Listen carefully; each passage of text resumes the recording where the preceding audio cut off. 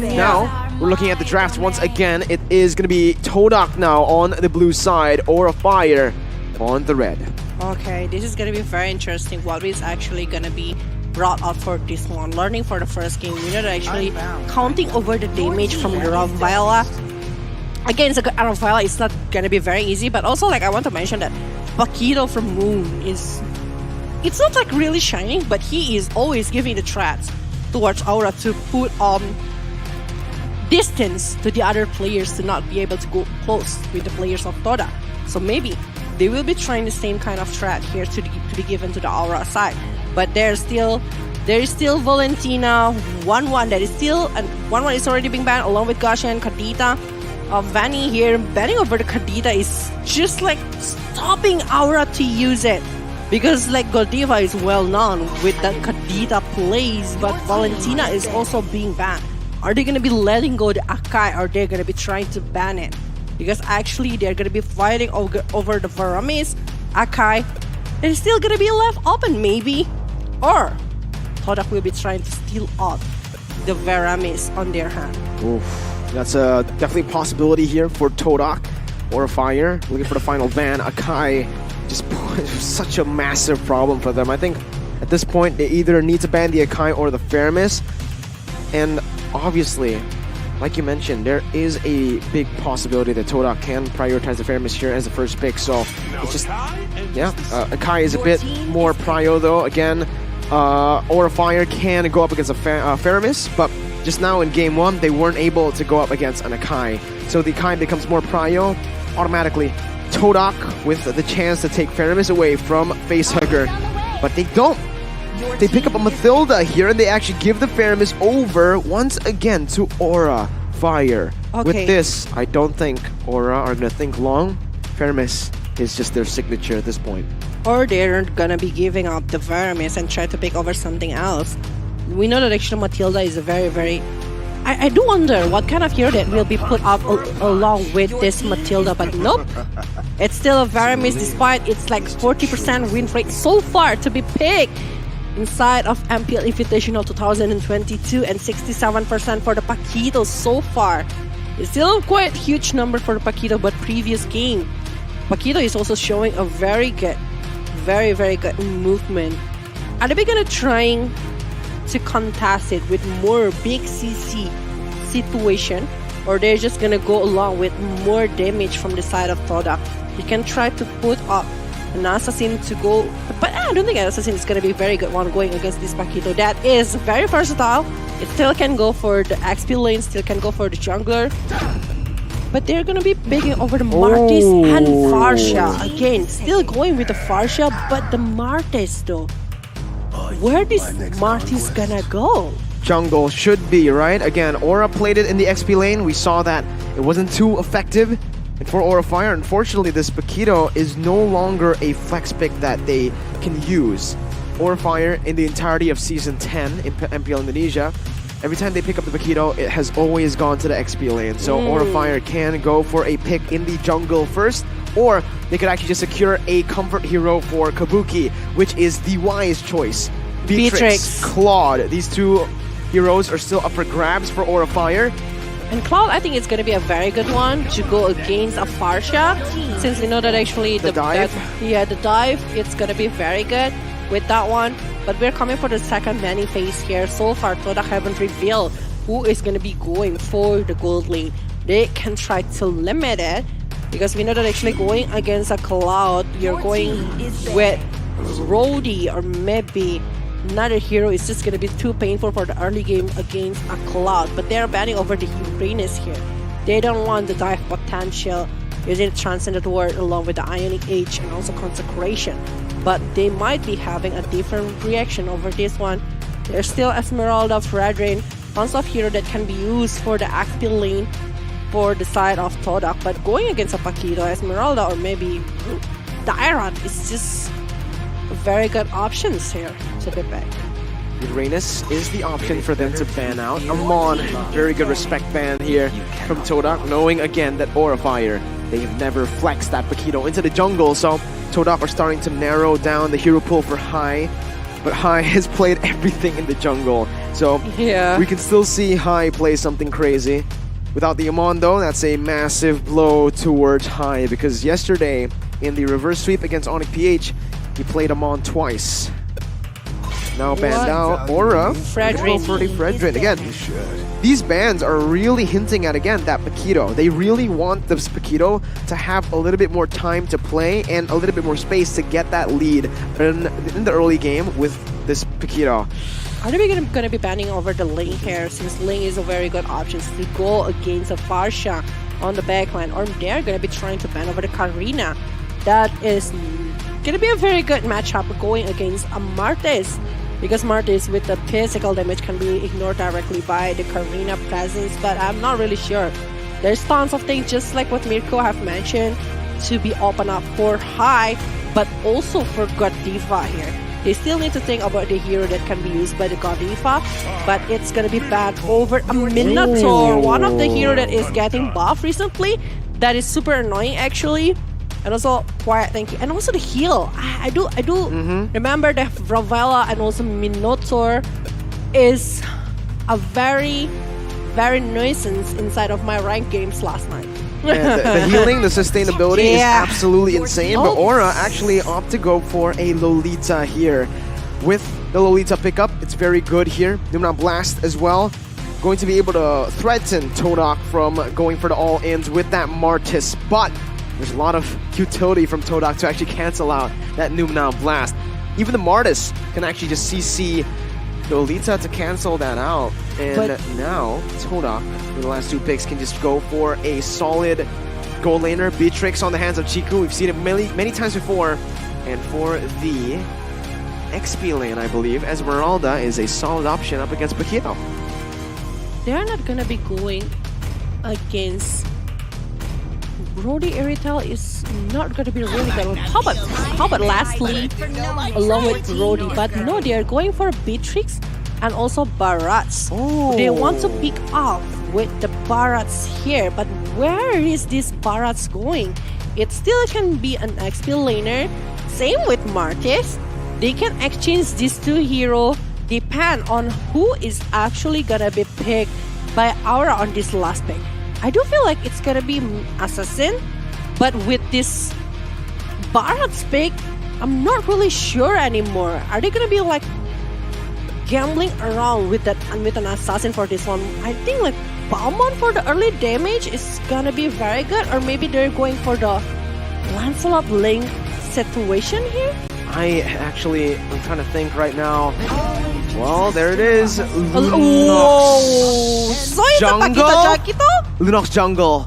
It has You to be Lunox sure? jungle. There's no way. Fluffy will go on that Paquito. The mid lane is gonna be the Faramis. Lolita is gonna be the Lunox roamer. jungle, it's been ages Yeah, ago. high. It's on high. They're not changing. Everyone is swapped. Oh no. Lunox jungle up against Oh TODAK. my god. TODAK made it. TODAK actually used it in MPL Malaysia. Oh my goodness. This is not looking Lunox good jungle. actually, because Farsha is there. I think it makes sense. I think it actually is good for the side of Aura. They need someone to melt down Barats, and Claude isn't it. Claude wants to dive to that back line, so with the solid front line that I do agree with TODAK that already one, have, but do you Lunox. think it's gonna be enough things? Oh my god. Sustainability? They're gonna be depending a lot with this Godiva movement. If not, it's gonna be a disaster for Aura Fire. Let's see here. High on the Lunox jungle. Ladies and gentlemen, welcome to Aura versus TODAK Game 2. Oh my Hi. god. And Rival is actually going to be on the Barats. I thought the Barats would go to the XP lane to go face off against the Paquito. But alright, now, how will Lunox farm in the jungle? How will she clear in the jungle? Yum's already putting on some pressure towards High. We can already see. But fun fact about this Lunox, oh my god, they're going to go for it right now. Red Tree comes in from High. Yum's going to be taken down. First blood over to the Lunox jungle already. Aura striking first. I can't believe this, man. I really can't, right? Wow. The Cosmic Vision is really good. I mean, I know it's... How do I put this one? Because the range of Farsha, I think that it's going to be outranging the Lunox, but it depends on the gameplay coming from High. Is he going to be using the Brilliance of Order for aggressive movement? for offensive one or defensive one? Because if he's using that one to stop the movement coming from Farsha, and that Fluffy need to work really well to try to stop the movement for the Farsha. But if it's not, it's gonna be very happy because Lunox needs to play a very snowballing early game. If it's not snowballing, it's over. Oh, all right. Moon there gonna be caught, forced to flicker out. I personally disagree. Like Lunox, right? Yeah. I think Lunox can scale to the late game too, though. Like, if we play the early game, the snowball definitely is an optimal route for Aura. They would want to get that early game and to secure neutral objectives. But even if they play it late, they have Claude, they have a Lunox. Yeah. I think it'll be pretty solid too. And considering this composition from TODAK, I think it actually might be better for Aura later on. Depends though. It really depends on the execution. I think in the late game, both Beatrix and Farsa can equalize the pressure from the Lunox and Claude, but we'll see here. Hai looking for the first neutral objective of the game, has the damage to chain it with his Retribution. Cold Ultra placed in. It's not going to be Hai nor Rival. It's Moon who somehow gets it with a Feather Airstrike. Cold Ultra placed down will mean that the silence comes in, and that's going to be the damage coming in off Facehugger. Hai looking for the Shred. Will not be able to find it. It is TODAK once again with a kill and a turtle in the early stage. Yeah, he is unable to use the Retribution because he is on the Brilliance Order mode. So it does make sense with TODAK able to steal over the turtle. I do get the perspective of the Lunox playing for the late game, which is gonna deal tons of damage, but he is a jungler here. So if he's unable to do something, he is going to be able to deal a lot of damage for the late game, but initiation not going to be that easy because we know that actually right now Godiva almost getting caught. Feather Airstrike as well. Godiva's going to fall. A good snipe by Moon. He's looking for one more.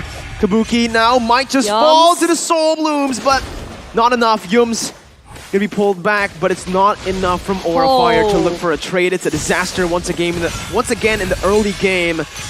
Level up your coin farming skills, just like Chiku right now, because he's truly leveled up with HSBC. You guys can go and do the same. He is showing off a lot with the level up of the coin farming here, and also showing off the unrivaled gaming experience with the Samsung Galaxy Z Fold 4 5G here. Rival. I mean, like, Rival gonna be the main character, I think, for this one, to be able to Detonus welcome to everyone from Aura Fire to the TODAK family here, while the Paquido needs to do tons of things to stop Moon, to stop Chiku, to stop Momo as well. Like, tons of things can happen, but Kabuki, for the late game with the Cloud blazing duet, Battle Mirror Image in an Out for War, it's gonna be better for the side of Aura later on, but Yums just giving so much pressure to the side of Aura. Okay, Retribution comes in this time. Luna Blast on towards Rival, who's able to pop in that as a welcome. Yums going into the back line. The Cold Ultra placed in. A good disengage by Moon. And it's just clean by TODAK to get out. Aura Fire are able to finally secure a neutral objective, though, in this game. Yeah, while in the top lane, we are seeing the Momo here doing a really good job by forcing the turret in the top lane to be down, taking all of the gold shield turret, taking the turret down, and now TODAK is leading by 600, going to 700. It's not too huge for the 5 minutes. Nope. It's almost the same for both of them, because I think like Kabuki is also like having a really good condition with the item and also the farming situation for himself. So I think it's a very good stage. While Chico is already finishing off the Blade of Despair in the 5 minutes, which is gonna deal tons of damage to the side of Aura. So right now, from the Kabuki only finishing off over the Demon Hunter Sword and maybe going for the Golden Staff or maybe Endless Battle, I'm not really sure. Endless Battle is not really popular for the marksman anymore. Well, for the good Diva, more into the defensive. Okay, Hai is going for the Lightning Transient, classic combo over the Lunox. Clock of Destiny, Lightning Transient. Later on, after Divine Glyph, I think like everyone from TODAK will be easily dissolved by this Lunox. Kabuki, though, jumps in with a Blazing Duet, going to be cancelled out by the Circling Eagle, but there you go. Kabuki jumps out. Deathless Welcome, unable to find Kabuki. Going to be able to find Godiva, though, as he's going to be stunned down. Chiku picks up the kill. Aura traded for a turret up top. 1 for 1 currently, but it's actually a 2 for 1, as TODAK are able to find a kill as well on to Godiva. Now in the mid lane, Facehugger is looking for a play. Fluffy jumps in for the knockout strike, but isn't able to land it on Yums, who's just absolutely an annoying player for Aura right now. Yums has just been enabling a lot of those rotations and has been so on point with the Circling Eagle, baiting so many resources away before Aura Fire can even start the fight. Yeah, and now Radiant Armor. That is the answer for Lunox. Whenever you fight against Lunox, go for that Radiant Armor and you will be able to hold up all of the damage from the magical point. That's why he needs over the Divine Glaive, but Circling Eagle again tried to opening up. But the defensive Blazing Brilliance of Order, it's just like giving so much information to the TODAK. Chiku though, he's waiting in the midst there. In the bush, Facehugger jumping in, bringing Moon back, but it's not going to transcend to the wall right now. Highly for the Retribution, Rival gets it, the Now Blast is massive, but look at Kabuki. Onto that backline with the Blazing Duet, Fluffy comes in, picks up a kill, but it's going to be traded in. Facehugger taken down, Godiva's next on the chopping block as Fluffy is doing the same into TODAK's backline. Force a flicker out, that's another flicker by Yums. Try to chase Fluffy down. Two heavy left punches from Fluffy. He's looking for more. Golden Staff finally built by Kabuki. And this time, TODAK are still able to walk out with the neutral objective. Yeah, but they are getting the second turtle. It means so much for the side of TODAK. Now, trying to lead up again for the gold, but the gold, it's almost the same for both of them. And Fluffy is doing a really great job to stop the movement from some of the players from TODAK. But I think like the energized movement coming from the winner here is just gonna determine a lot. Every day your way here by Omni, by FWD. Don't forget to download it now to the App Store and also Google Play right now. Wait, hi, finishing off the Lightning Truncheon. One more item to try to bully the side of TODAK. Oh my god, high solo. My god, that render shot. If it was the pre-nerf Beatrix, it would have been in range, right? Man, hi, you're right.